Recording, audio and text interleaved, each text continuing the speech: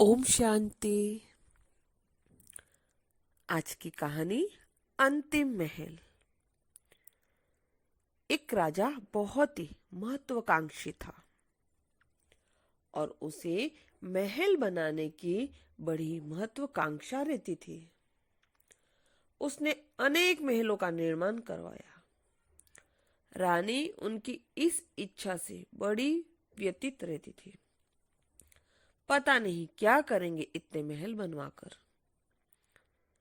एक दिन राजा नदी के उस पार एक महात्मा जी के आश्रम के वहां से गुजर रहे थे, तो वहां एक संत की समाधि थी और सैनिकों से राजा को सूचना मिली कि संत के पास कोई अनमोल खजाना था और उसकी सूचना उन्होंने किसी को भी न दी।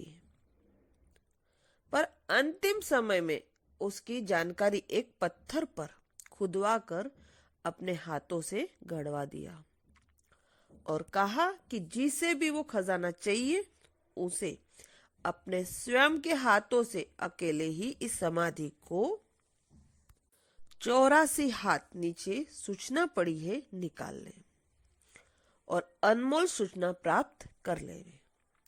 और ध्यान रखें, उसे बिना कुछ खाए पिए खोदना है और बिना किसी सहायता से खोदना है, अन्यथा सारी मेहनत व्यर्थ चली जाएगी।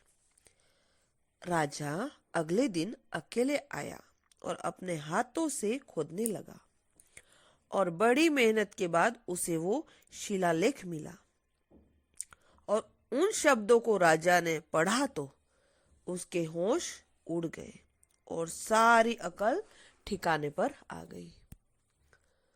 उस पर लिखा था, हे राहीगीर, संसार के सबसे भूखे भूखे प्राणी शायद तुम ही हो और आज मुझे तुम्हारी इस दशा पर बड़ी हंसी आ रही है। तुम चाहे कितने भी महल बना लो, पर तुम्हारा अंतिम महल यही है। एक दिन तुम्हें भी इस मिट्टी में मिलना है।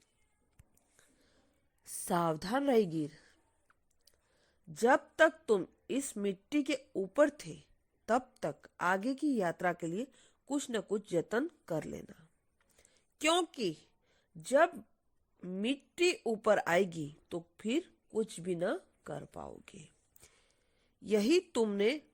यदि तुमने आगे की यात्रा के लिए कुछ जतन नहीं किया तो अच्छी तरह से ध्यान रखना कि जैसे ये 84 हाथ का कुआं तुमने अकेले ने खोदा है, बस वैसे ही आगे की 84 लाख योनियों में तुम्हें अकेले ही भटकना है।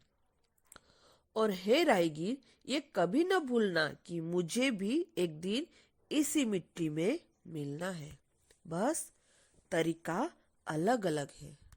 फिर राजा जैसे तैसे कुएं के बाहर निकला और अपने महल पहुंच गया, पर उस शिलालेख के ऊपर शब्दों ने उसे झंझोर कर रख दिया। सारे महल जनता को दे दिए और अंतिम घर की तैयारी करने लग गया। हमें एक बात हमेशा याद रखनी चाहिए, इस मिट्टी ने रावण जैसे सत्ताधारियों को नहीं बख्शा, तो फिर हम साधारण एक मानव क्या चीज है। इसलिए हमेशा याद रखना है, मुझे एक दिन इसी मिट्टी में मिलना है, क्योंकि ये मिट्टी किसी को भी नहीं छोड़ती। अच्छा, ओम शांति।